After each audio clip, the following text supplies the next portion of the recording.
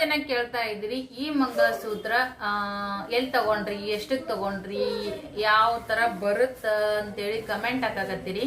ಸ್ವಲ್ಪ ವೇಟ್ ಮಾಡ್ರಿ, ಯಾಕಂದ್ರ ನಾ ಇನ್ನೊಬ್ರಿಗೆ ಕೊಡಬೇಕು ಮಾಡ್ಬೇಕಂದ್ರ ನಾನು ಮೊದಲು ಅದನ್ನ ಫಸ್ಟ್ ಟ್ರಯಲ್ ಮಾಡಿ ನೋಡಿ ನಾನು ಕೂಡ ನಿಮ್ಮ ಕೈಗೆಟುಕೋ ಬೆಲೆದೊಳಗ ಈ ಒಂದು ಮಂಗಲಸೂತ್ರ ಏನೈತಿ ನೋಡ್ರಿ, ಮಿನಿ ಗಂಟನೆ ಅಂತ ಕರೀತಾರ, ಸಖತ್ತಾಗಿ ಬರತ್ತದ್ರಿ. ನಾ ಡೈಲಿ ಹೆಂಗೆ ಯೂಸ್ ಮಾಡಕತ್ತೀನಲ್ಲ ಹಂಗಂಗ ಒಂಥರ ಶೈನಿಂಗ್ ಬರಕತ್ತದ ಇದು.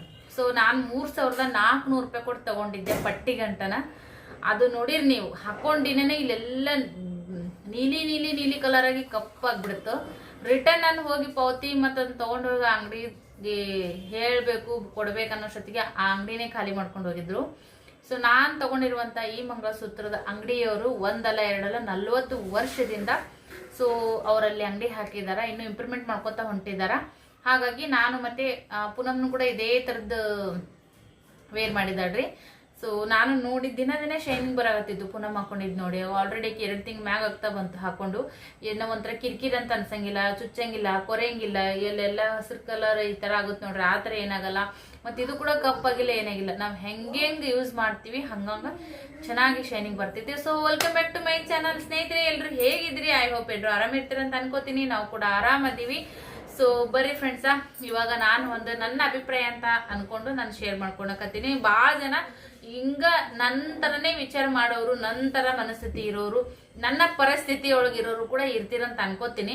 ಯಾಕಪ್ಪ ಅಂದ್ರ ನಾವು ನಮ್ಮೋರು, ನಂದು ನಾನೇ ಇದಕ್ಕೆಲ್ಲ ಮಾಡ್ಬೇಕು, ನಾನೇ ಇದಕ್ಕೆ ಹೊಣೆ, ನಂದೇ ಜವಾಬ್ದಾರಿ, ನನ್ ಬಿಟ್ಟು ಇವ್ರಿಗೆ ಯಾರಿಲ್ಲ, ನಾನಿಲ್ಲ ಅಂದ್ರೆ ಇವ್ರು ಬದುಕದೇ ಇಲ್ಲ, ನಾನೇ ಮಾಡ್ಬೇಕು.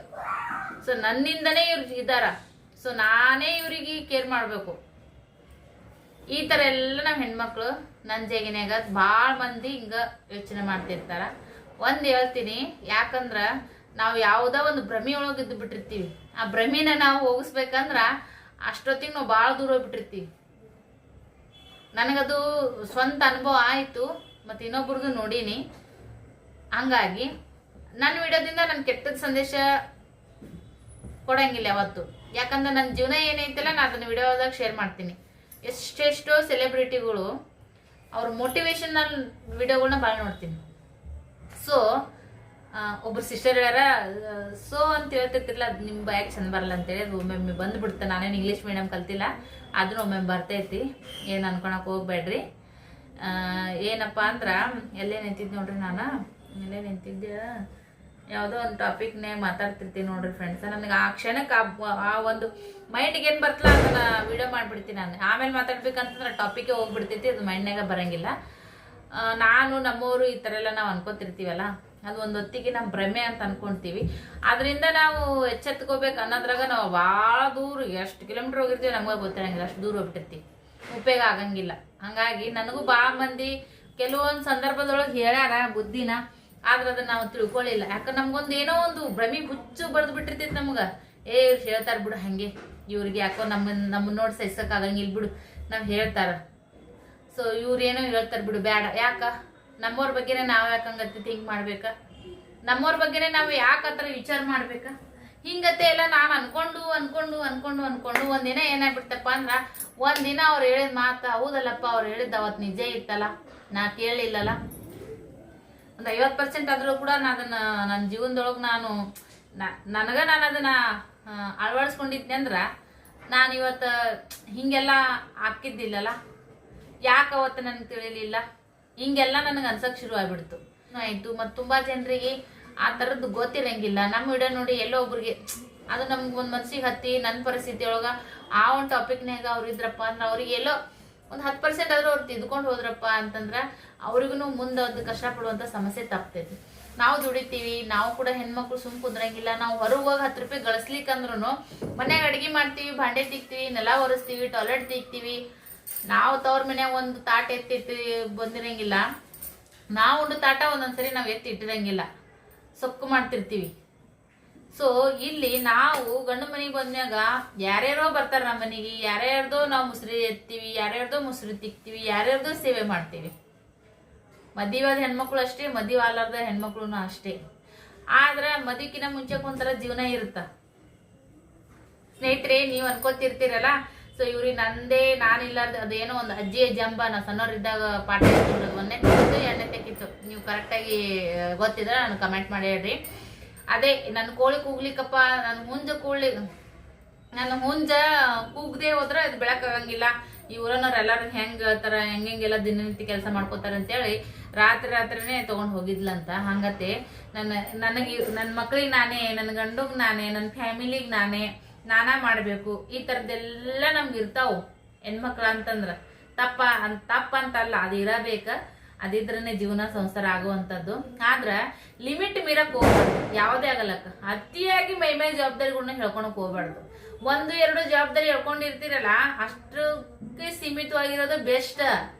ಭಾಳ ನಂದು ಅಂತೇಳಿ ಬಡ್ಕೊಂಡು ಮೈಮ್ಯಾಗ ಹೇಳ್ಕೊಂಡು ಒಂದಿನ ತಲೆ ಲೋಡ್ ಆಗಿ ನೀವೇ ಎಲ್ಲ ಕಿತ್ಕೊಂಡು ಜಾಚ್ ಹೋಗಿದ್ ಬಿಡ್ಲಪ್ಪ, ಎಷ್ಟೆಲ್ಲ ಮೈಮ್ಯಾಗ ಹೇಳ್ಕೊಂಡಿನ ಅಂತೇಳಿ ಆಮೇಲೆ ನಾವ ಪಶ್ಚಾತ್ತಾಪ ಪಡಂಗ ಆಗ್ಬಿಡ್ತೈತಿ.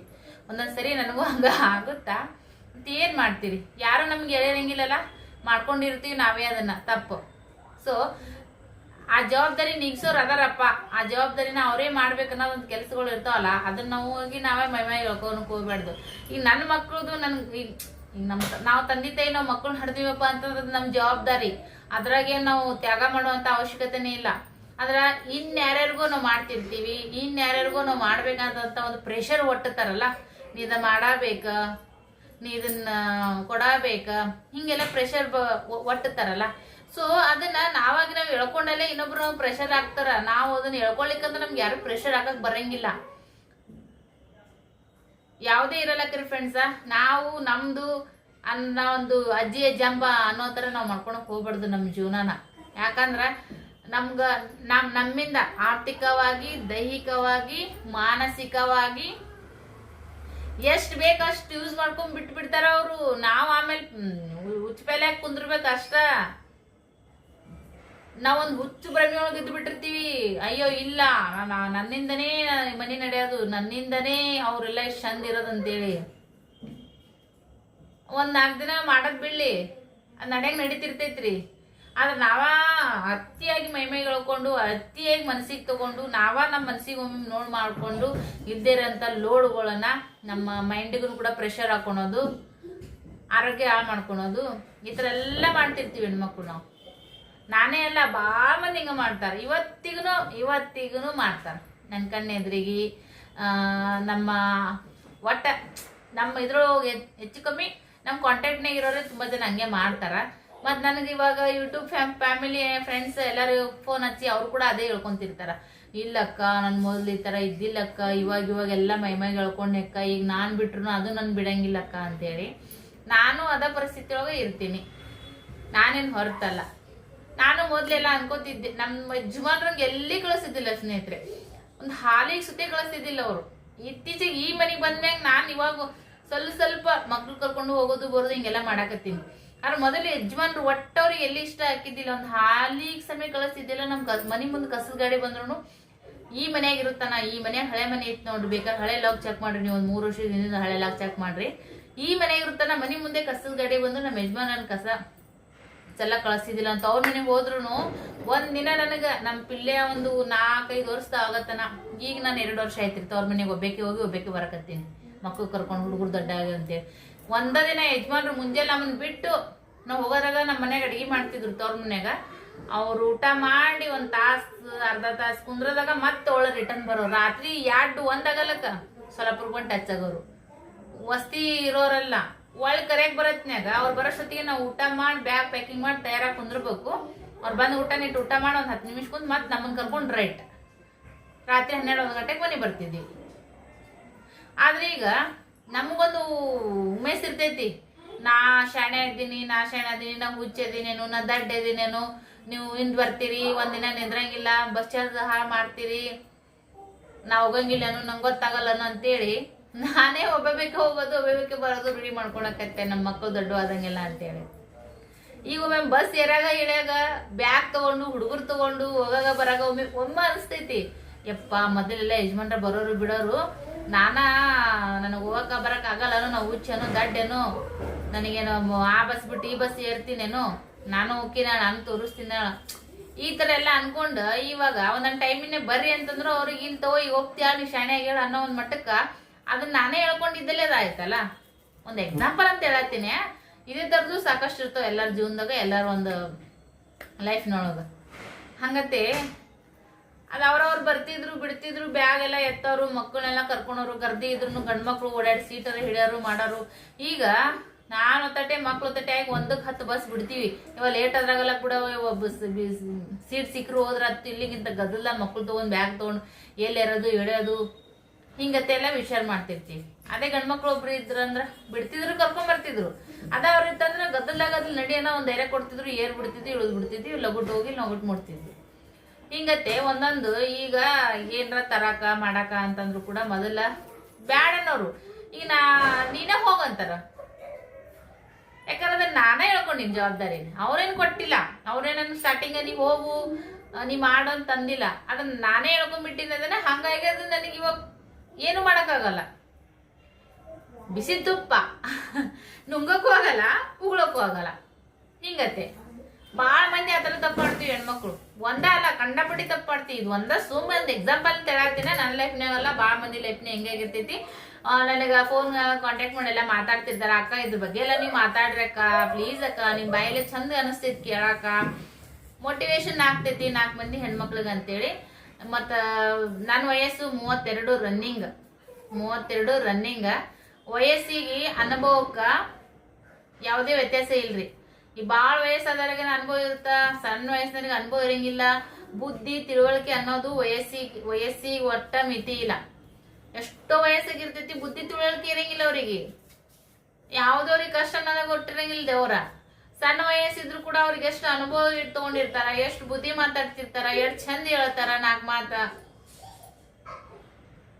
ಹಂಗಾಗಿ ನಾವು ಮಾತಾಡ್ತೀವಿ, ಮೋಟಿವೇಶನ್ ಕೊಡ್ತೀವಿ, ಏನಕ್ಕೆ ದೊಡ್ಡದು ವಯಸ್ಸದೇಕಪ್ಪ ಅಂತ ಹಿಂಗೆಲ್ಲ ಅನ್ಕೊಳಕ್ ಹೋಗ್ಬ್ಯಾಡ್ರಿ. ಆದ್ರ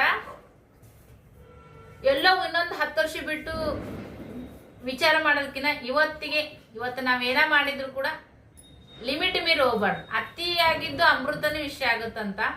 ನಾನು ನಂದು ನಂದು ನಂದು ನಂದು ನಂದು ಅಂತ ಬಡ್ದಾಡ್ ಕೊನೆಗೆ ಆಮೇಲೆ ನೀವು ಹಿಂದೆ ತಿರುಗಿ ನೋಡಿದ್ರಾಗ ನಿಮ್ ವಯಸ್ಸು ಹೋಗಿರ್ತೈತಿ, ಟೈಮ್ ಅಂತೂ ಸಿಗಂಗಿಲ್ಲ. ಮತ್ ಆವಾಗ ಮಾಡೋ ಕೆಲ್ಸ ಇವಾಗ ಒಂದು ಉಡಾದು, ತಿನ್ನೋದು, ತಿರ್ಗಾಡೋದು ಮಾಡಕ್ ಹೋಲಿ ಅದು ಶೋಭಸಲ್ಲ. ಈಗ 20 ವರ್ಷಕ್ಕೆ ಮಾಡೋ ಜೀವನಕ್ಕೂ 50 ವರ್ಷಕ್ಕೆ ಮಾಡೋ ಜೀವನಕ್ಕೂ ವ್ಯತ್ಯಾಸ ಬರ್ತಿಲ್ರಿ. ಹಂಗ ನಾವು ಇನ್ನು ಈಗ ಮಕ್ಳು ಸಣ್ಣವದವು. ಇವಾಗ ನಮ್ಮ ಭಾವನೆಗಳು ತುಂಬಾ ಇರ್ತಾವ. ಒಂದು ತಿರ್ಗಾಡೋದಿರ್ಬೋದು, ಉಣೋದಿರ್ಬೋದು, ಉಡೋದಿರ್ಬೋದು, ಯಾವುದೇ ಇರ್ಲಿ ವಯಸ್ಸು. ಆದ್ರ ನಮ್ ಜೀವನಕ್ಕೂ ನಾವು ವ್ಯಾಲ್ಯೂ ಕೊಟ್ಕೋಬೇಕು. ನಾವು ಬರೀ ನನ್ ಮನಿ ಮಕ್ಕಳು ಗಂಡ ಫ್ಯಾಮಿಲಿ ಅವರು ಇವರು ಬಂದು ಬಳಗ ಮಾಡಬೇಕು, ಇಟ್ಕೋಬೇಕು, ಪ್ರೀತಿ ಕೊಡ್ಬೇಕು, ತಗೋಬೇಕು. ಅದು ತಪ್ಪಂತ ಖಂಡಿತನೇ ಹೇಳಕ್ ಹೋಗಂಗಿಲ್ಲ, ಮತ್ ತಪ್ಪಾಗಿ ಅರ್ಥ ಮಾಡ್ಕೊಳಕ್ ಹೋಗ್ಬೇಡ್ರಿ. ಆದ್ರ ನಮ್ದು ನಂದು ಅನ್ನೋದೇನಿರ್ತಲ್ಲ ಅದನ್ನು ನಾವು ಕಳ್ಕೊಬಾರ್ದು. ಬರೀ ಇನ್ನೊಬ್ರಿಗೋಸ್ಕರ ತ್ಯಾಗ ಮಾಡೋದು, ಇನ್ನೊಬ್ರಿಗೋಸ್ಕರ ನಾವು ಕರ್ತವ್ಯ ಮಾಡೋದು, ಇದಕ್ಕೋಸ್ಕರ ನಾವು ಹುಟ್ಟಿಲ್ಲ. ನಾವು ನಮ್ಮದು ಅನ್ನೋದೇನಿರುತ್ತ ನೋಡ್ರಿ, ಅದನ್ನು ನಾವು ತಗೋಬೇಕ. ಏನ್ ಒಳ್ಳೆ ಹುಟ್ಟು ಬರಕ್ಕೆ ಹುಲ್ಲು ಬೀಜ ಅಲ್ಲಿದ್ದ. ಇವತ್ತಿನ ದಿನ ಹೋಗೈತಂದ್ರೆ ನಾಳೆ ನಮಗ್ ಬರಂಗಿಲ್ಲ ಅದ. ಈಗ ಎಷ್ಟೆಷ್ಟು ನಮ್ಮದೇ ಆದಂತ ಲೈಫ್ ಹೋಗೈತಲ್ಲ, ಅವತ್ತು ನಾವು ವಿಚಾರ ಮಾಡಂಗಿಲ್ಲ. ನಮ್ಮವರು ತಮ್ಮವರು ಅವ್ರ ಹಂಗತ್ತಾರ, ಇವ್ರ ಹಿಂಗತ್ತಾರ, ಅವ್ರಿಗೆ ಬೇಜಾರಾಗ್ಬಾರ್ದು, ಇವ್ರಿಗೆ ಬೇಜಾರಾಗ್ಬಾರ್ದು, ಅವ್ರಿಗೆ ಖರ್ಚು ಆಗ್ಬಾರ್ದು ಅಂತೇಳಿ ನಾವ್ ಅದನ್ನ ನಮ್ಮ ಭಾವನೆಗಳನ್ನ ಅದ್ಮಿಟ್ಕೊಂಡು ಮುಚ್ಚಿಟ್ಕೊಂಡು ಮುಖದೊಳಗ ತೋರಿಸ್ಕೊಳ್ಳಾರ್ದನೆ ನುಂಗಿ ನುಂಗಿ ನುಂಗಿ ಒಂದ್ ಸ್ವಲ್ಪ ವರ್ಷಗಳು ಹೋಗ್ತಾವ. ಆಮೇಲೆ ಏನ್ ಅನ್ಕೊಂಡ್ಬಿಡ್ತೀವಿ, ಅವಾಗ ಬುದ್ಧಿ ಬರಕ್ ಚಾಲೂ ಆಗಿರ್ತೈತಿ ನಮ್ಗ. ಅಯ್ಯೋ ನಾವು ಇವ್ರಿಗೋಸ್ಕರ ನಮ್ದೆಲ್ಲ ನಾವು ಮಿಸ್ ಮಾಡ್ಕೊಂಡಿವಲ್ಲ, ಅಯ್ಯೋ ನಮ್ ಲೈಫೇ ಹಿಂಗ ಆಗ್ಬಾರ್ದಾ, ನಮ್ ಲೈಫೇ ಹಿಂಗ ಆಗ್ಬೇಕಾ, ಅದ್ ನಮ್ಗೆ ಇತ್ತ ಪರಿಸ್ಥಿತಿ. ಇವಾಗ ಏನೋ ಒಂದ್ 10 ವರ್ಷದಿಂದ, ಒಂದ್ 12 ವರ್ಷದಿಂದ, ಒಂದ್ 14 ವರ್ಷದಿಂದ ಅಂತ ಅನ್ಕೋರಿ. ಅವಾಗ ಒಂದ್ ಪರಿಸ್ಥಿತಿ, ಇವಾಗಿನ ಪರಿಸ್ಥಿತಿ ಒಂದ್ ಮಾತು ಬರ್ತಾವ. ಒಂದೊಂದ್ ಟೈಮ್ದ ಮನಿ ಅಂತ ಅಂದ್ಬೇಕು, ಹಣೆ ಬರ ಪರಿಸ್ಥಿತಿ ಹಿಂಗೆಲ್ಲ. ಅವಾಗ ನಮ್ಗೆ ಏನ್ ಅನ್ಸುತ್ತಾ, ಓ ಯಾರಿಗಿಲ್ಲಾರ್ದು ಹಣೆ ಬರ ನನಗ ಬಂದಿತ್ತೇನು, ಅಯ್ಯೋ ಯಾರಿಗಿಲ್ಲಾರ್ದು ಪರಿಸ್ಥಿತಿ ನನಗೆ ಇತ್ತೇನು. ಎಲ್ಲರಿಗೂ ಚಲೋ ಪರಿಸ್ಥಿತಿ ಇರ್ತಾವ, ಎಲ್ಲರಿಗೂ ಚಲೋ ಟೈಮ್ ಇರ್ತೈತಿ ಅಂದ್ರೆ ನನ್ನ ಹಣೆ ಬರಕ್ಕೆ ಹಿಂಗಿತ್ತೇನು. ಹಿಂಗೆ ನಾವು ವಿಚಾರ ಮಾಡ್ತೀವಿ. ಹಂಗತೆ ಮಾಡ್ಕೊಳಕ್ ಹೋಗ್ಬೇಡ್ರಿ. ನಿಮ್ಮದು ಅನ್ನೋದು ಏನು ಇರ್ತೈತ್ಲ ಅದು ನೀವು ಪಡ್ಕೋಬೇಕು. ನೀವು ಪಡ್ಕೊಂಡಿಲ್ಲ ಮುಗಿ, ಆಮೇಲೆ ನೀವು ಬೇಕಂದ್ರೂ ಸಿಗಲ್ಲ, ಅದು ಹೋಗ್ಬಿಟ್ಟಿದ್ದ ಟೈಮ್. ಮತ್ತೆ ನೀವು ಏನೋ ಇನ್ನೊಬ್ರಿಗೋಸ್ಕರ ಒಂದು ತ್ಯಾಗ ಮಾಡಿರ್ತೀರ ಅಂತ ತಿಳ್ಕೊರಿ, ಆ ತ್ಯಾಗಕ್ಕ ಎಳ್ಳಿ ಕಾಳಿನಷ್ಟು ಬೆಲೆ ಇರಲ್ಲ. ನಿನಗೇನು ಮಾಡಂದಿದ್ರೇನು? ನಾವೇನ್ ಮಾಡ್ಬೇಕು? ನಿನ್ ಹಣೆ ಬರ ನಂಗೆ ಗೊತ್ತಿಲ್ಲ, ಪರಿಸ್ಥಿತಿ ಹಂಗಿತ್ತು. ಹಿಂಗೆಲ್ಲ ಬಂದ್ಬಿಡ್ತಾವ ಮಾತುಗಳು. ನೀವು ಪಕ್ಕ ನೀವು ನಂತರ ನಿಮ್ಗೆ ನಾ ಹೇಳಕತ್ತಿದ ಮಾತು ನೀವು ನಿಮ್ ಜೀವನದೊಳಗೆ ಆಗಿರೋದನ್ನ ನೀವು ವಿಚಾರ ಮಾಡ್ಕೋರಿ. ಖಂಡಿತ ನಿಮ್ಗೆ ಅನಿಸ್ತೈತಿ ಸವಿತಾ ಹೇಳದ್ ಕರೆಕ್ಟ್ ಅಂತೇಳಿ. ನೋಡ್ರಿ, ನೀವು ಫ್ಯಾಮಿಲಿಯಾಗ ಯಾರಿಗೋಸ್ಕರ ನೀವು ಏನೋ ಒಂದು ತ್ಯಾಗ ಸ್ವಾರ್ಥ, ತ್ಯಾಗ ಸ್ವಾರ್ಥ ಕರ್ತವ್ಯ, ಈ ಮೂರಕ್ಕೂ ಬಹಳ ವ್ಯತ್ಯಾಸ ಅದಾವ. ನನಗ ಈ ಮೂರಕ್ಕೂ ವ್ಯತ್ಯಾಸ ಗೊತ್ತಿರ್ಲಿಲ್ಲ ಒಂದೊಂದು ಟೈಮ್ದೊಳಗ ಫ್ರೆಂಡ್ಸ್. ಖರೆ ಹೇಳ್ತೀನಿ, ನಾನು ಫ್ರ್ಯಾಂಕ್ ಆಗಿ ಹೇಳ್ತೀನಿ. ತ್ಯಾಗ ಸ್ವಾರ್ಥ ಕರ್ತವ್ಯ ಇವು ಬಹಳ ವ್ಯತ್ಯಾಸ ಅದಾವ್ರಿ. ಈ ನನ್ನ ಮಕ್ಳಿಗೆ ನಾನು ಮಾಡ್ತೀನಿ ಅನ್ನೋದು ಕರ್ತವ್ಯ ಬರ್ತ. ನಾ ಇನ್ನೊಬ್ರಿಗೋಸ್ಕರ ಅದೇನೋ ಬಿಡ್ತೀನಪ್ಪ, ನನ್ನ ಮಕ್ಳಿಗೆ ನಾನು ಮಾಡೋದು ಕರ್ತವ್ಯ, ಅದು ಮಾಡಬೇಕು. ಅದೇನು ಯಾರು ಉಪಗಾರಿಲ್ಲ ಯಾರಿಲ್ಲ, ಅದು ನಾ ಮಾಡಬೇಕು. ಭಾಳ ಅಲ್ಲಿಕಂದ್ರೆ ನಾನು ತಟಗರ ಮಾಡಬೇಕು. ಅದು ನನ್ನ ಮಕ್ಳಿಗೆ ನಾ ಮಾಡೀನಿ ಅಂದ್ರೆ ಅದು ನಡೆಯಂಗಿಲ್ಲ. ಅದು ಯಾಕಂದ್ರೆ ಅದಕ್ಕೇನಂತಾರ, ನಮ್ಮ ಕರ್ತವ್ಯ ನಾವು ಹೊಡೆದಿರ್ತೀವಿ ಅಂದ್ರೆ ನಮ್ಮ ಮಕ್ಳಿಗೆ ನಾವು ಮಾಡಬೇಕು, ಇನ್ನೊಬ್ರು ಯಾರು ಮಾಡಂಗಿಲ್ಲ. ಅದೇನು ದೊಡ್ಡದಾಗದಲ್ಲ. ಆದ್ರೆ ನಾವು ಇನ್ನೊಬ್ರ ಸಂಬಂಧ ಏನು ನಾವು ಬಿಟ್ಕೊಡ್ತೀವಿ ನೋಡ್ರಿ, ಅದು ತ್ಯಾಗ. ಆದ್ರ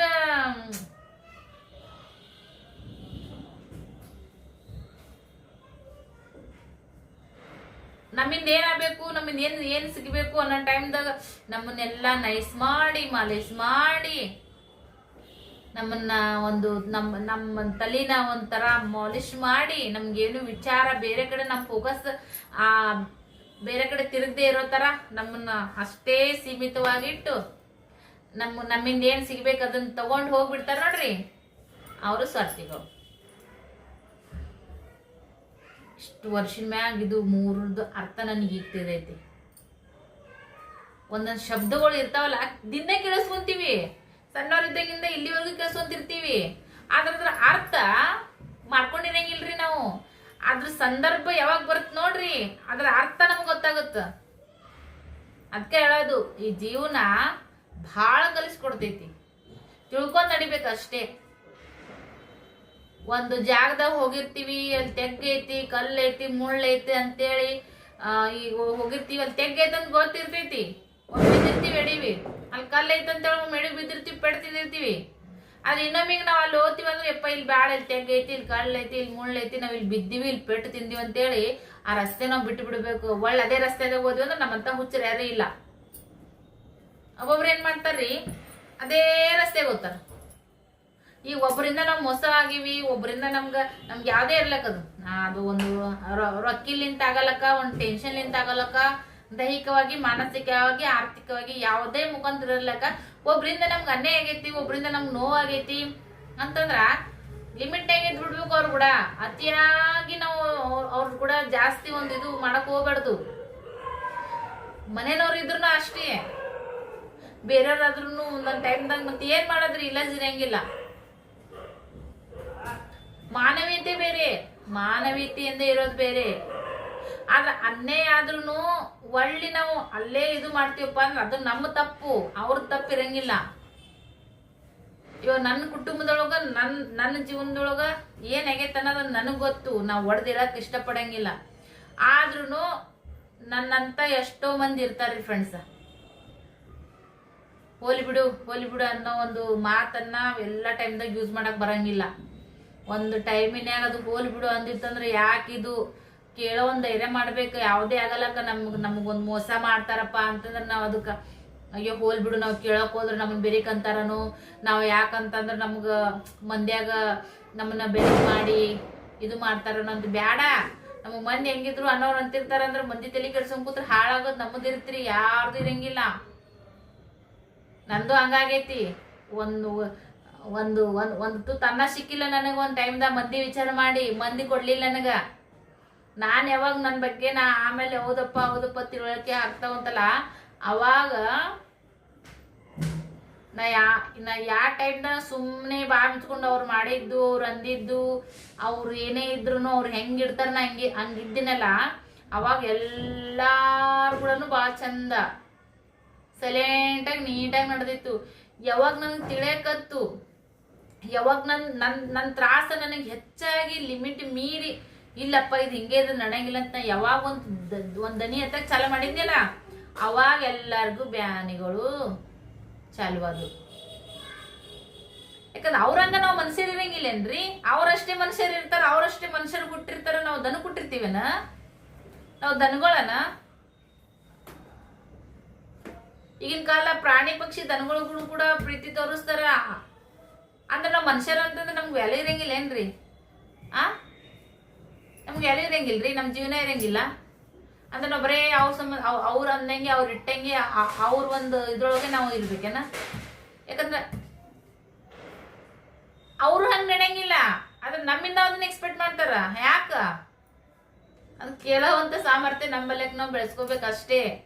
ಒಂದು ಕುಟುಂಬ ಅಂತಂದ್ರ ಮ್ಯಾಗ, ಒಂದು ಮರ್ಯಾದಿ, ಒಂದು ವಂಶ ಅಂತಂದ್ಮ್ಯಾಗ, ಒಂದು ಮನೆತನ ಅಂತಂದ್ಮ್ಯಾಗ ತಗ್ಗಿ ಬಗ್ಗಿ ನಡಿಬೇಕು. ಹೆಣ್ಮಕ್ಳು ಗಂಡ್ಮಕ್ಳು ನಡಿಬೇಕು.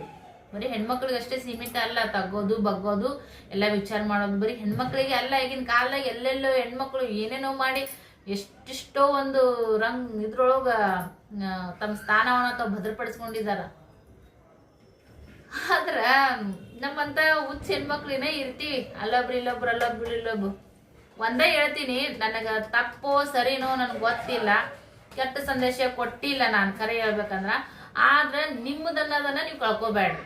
ಕಳ್ಕೊಂಡು ಹುಡುಕಾಡಕೋದ್ರೆ ಎಲ್ಲಿ ಸಿಗಂಗಿಲ್ಲ. ಅದು ವಯಸ್ಸಾದವ್ರು ಇರ್ಲಿ, ವಯಸ್ಸಿದ್ದವ್ರು ಇರ್ಲಿ, ಆಲ್ಮೋಸ್ಟ್ ನನ್ನ ವಿಡಿಯೋ ನೋಡೋರು ನನ್ನ ತಾಯಂದ್ರು ವಯಸ್ಸಿನವರು, ಇಲ್ಲ ನನ್ನ ಅಕ್ಕ ತಂಗಿಯಂದಿರು, ಹೌಸ್ ವೈಫ್ ಇದ್ದರು.